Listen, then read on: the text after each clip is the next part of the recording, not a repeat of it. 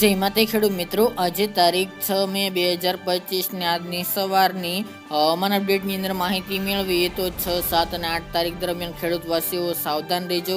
1 થી લઈને 6 ઇંચ સુધીના ધોધમાર વરસાદો આ દિવસોની અંદર જોવા મળી શકે છે. સિસ્ટમ વધુ મજબૂત બનતા ગુજરાતના અનેક વિસ્તારોમાં માવઠાનો માર જોવા મળે તેવી શક્યતા જોવા મળી રહી છે. કયા કયા વિસ્તારની અંદર માવઠું ધમરોળશે ગુજરાતને તેની વિગતવાર અપડેટ મેળવીશું. ચેનલમાં નવા હોય તો ચેનલને સબસ્ક્રાઈબ કરી નાખજો અને વિડીયોને લાઈક આપીને તમામ ખેડૂત ભાઈને શેર કરી દેજો. ખાસ કરીને મિત્રો, મંગળ, બુધ, ગુરુ અને શુક્ર એમ 4 દિવસ દરમિયાન ગુજરાતની અંદર માવઠાનો માર હજુ પણ જોવા મળશે.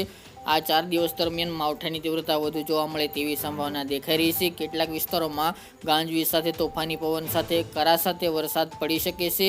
તેમજ મિત્રો, ઘણા ભાગોની અંદર 5-6 ઇંચ સુધીના ધોધમાર વરસાદો ખાબકે તેવી પણ શક્યતાઓ રહેલી છે. 2 દિવસથી ગુજરાતની અંદર વરસાદી માહોલ છવાયેલો છે. અમુક જગ્યાએ કરા સાથે ધોધમાર વરસાદ ખાબકી ચૂક્યો છે ઉત્તર ગુજરાતની અંદર. તેમજ મિત્રો, ગઈકાલના રોજમાં સૌરાષ્ટ્રનો વારો પણ આવી ચૂક્યો છે. રાજકોટ હોય, સુરેન્દ્રનગર, ભાવનગર જેવા ભાગોની અંદર કરા સાથે ધોધમાર વરસાદ અમુક વિસ્તારોની અંદર નોંધાયો હતો. તેમજ ભારે પવન પણ ફૂંકાઈ રહ્યો છે. 50 થી લઈને 60 કિલોમીટરની ઝડપે તરફ પવનની ઝડપ જોવા મળી રહી છે. એક મિની વાવાઝોડા જેવો પવન આ માવઠા દરમિયાન જોવા મળી રહ્યો છે. આ માવઠાને કારણે ખેડૂતોના પાકને ભારે નુકસાની પહોંચી છે.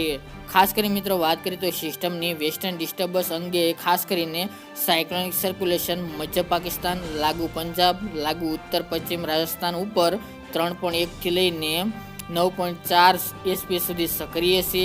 એક યુએસી દક્ષિણ પાકિસ્તાન અને લાગુ દક્ષિણ પશ્ચિમ રાજસ્થાનના નીચલા લેવલ ઉપર છે.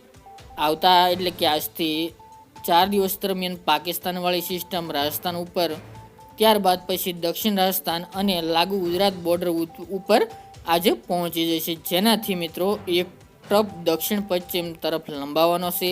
અરબી સમુદ્ર તરફ નીચલા લેવલથી લઈને ઉપલા લેવલ સુધી ભેજનું પ્રમાણ વધુ રહેશે. જેના કારણે ગુજરાતમાં અસંખ્ય વરસાદની સંભાવના દેખાઈ રહી છે. ગુજરાતના ખાસ કરીને કચ્છના ભાગો, સૌરાષ્ટ્રના ભાગો અને દક્ષિણ ગુજરાતના 1-2 સેન્ટર અને ઉત્તર ગુજરાતની અંદર ખાસ કરીને ભારે વરસાદનું અનુમાન દેખાઈ રહ્યું છે. મધ્ય પૂર્વના ભાગોની અંદર પણ વરસાદી માહોલ જોવા મળી શકે છે. ખાસ કરીને ગુજરાતના 80% વિસ્તારને આ માવઠું આવરે તેવા સંકેતો જોવા મળી રહ્યા છે. વરસાદની વાત કરીએ તો હજુ મિત્રો 3 દિવસ દરમિયાન ભારેથી ભારે વરસાદ નોંધાઈ શકે છે. અમુક વિસ્તારની અંદર વાવણી લાયક વરસાદ, ધોધમાર વરસાદ ખાબકે તેવું પણ હાલ અનુમાન દેખાઈ રહ્યું છે. વાત કરીએ તો સૌરાષ્ટ્રની અંદર જામનગર, જૂનાગઢ, રાજકોટ, સુરેન્દ્રનગર, બોટાદ, ભાવનગર, મોરબી સહિતના ભાગો, ગીર સોમનાથ આસપાસ, તલાલા આસપાસના ભાગોનો સમાવેશ પણ જોવા મળી રહ્યો છે. કચ્છના તમામ વિસ્તારો જેમાં નલિયા, ભુજ, ભચાઉ, ગાંધીધામ, રાપર, અડેસર સહિતના ભાગો, ઉત્તર ગુજરાતની અંદર સાબરકાંઠા, બનાસકાંઠા, પાટણ, મહેસાણા, થરાદ, વાવ આ તમામ ભાગોની અંદર વરસાદની સંભાવના રહેલી છે.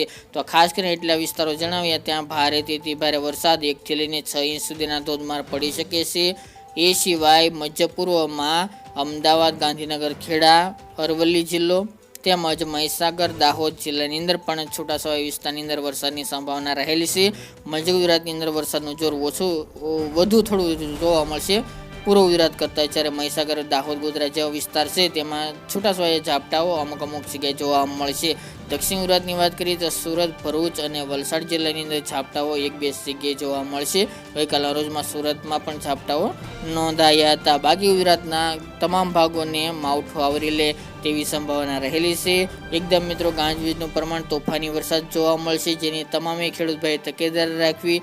જ્યાં મિત્રો માવઠું જોવા મળશે ત્યાં અમુક જગ્યાએ કરા સાથે ધોધમાર વરસાદ પણ ખાબકી શકે છે, તો અમુક જગ્યાએ તોફાની પવન સાથે પણ ધોધમાર વરસાદ ખાબકે તેવું અનુમાન રહેલું છે. તો આ વિસ્તારો સાવધાન રહેજો. હજુ પણ 4 દિવસ દરમિયાન માવઠાની સંભાવના દેખાઈ રહી છે, જેથી સાવચેતી રાખવી. વધુ અપડેટ આગામી દિવસમાં જણાવતા રહીશું.